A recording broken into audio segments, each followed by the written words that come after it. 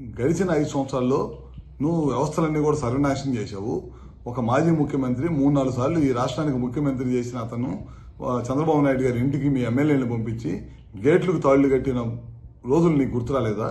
అన్నీ కూడా ఈ వ్యవస్థని భారతదేశంలో ఈ ఆంధ్ర రాష్ట్రంలో ఉన్న వ్యవస్థలన్నింటినీ కూడా సర్వనాశనం చేసి వదిలిపెట్టేశావు. మొత్తం కూడా రాజకీయ లబ్ధి కోసం గడిచిన 5 సంవత్సరాల్లో మా కార్యకర్తలను కానీ లేకపోతే మా నాయకులను కానీ ఎవరిని కూడా బయటికి రానియకుండా కేసులు పెట్టడం అన్నీ కూడా చేసి వ్యవస్థలన్నీ కూడా నాశనం చేసి వదిలిపెట్టావు.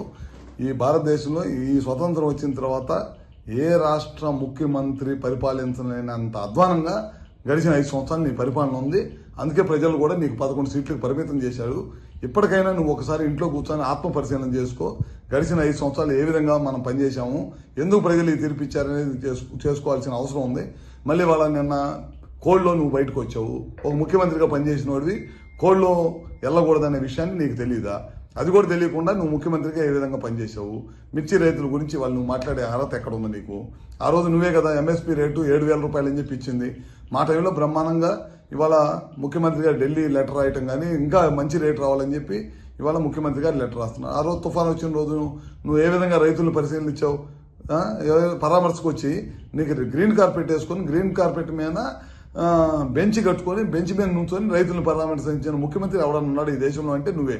ఆ రోజు అపోజిషన్ లీడర్గా ఉండి రైతుల తరఫున పోరాడిన వ్యక్తి ఎవరన్నా ఉన్నాయంటే అది మా చంద్రబాబు నాయుడు గారు. పొలాల్లో దిగి రైతులను పరామర్శించి ఒక రైతు కన్నీళ్లు పెట్టుకుంటే ఆ రోజు జేబులో డబ్బులు 2 లక్షల రూపాయలు ఉంటే ఇమీడియట్గా తీసి ఆ రైతులకు సహాయం చేసిన గొప్ప గుణం చంద్రబాబు నాయుడు గారిది.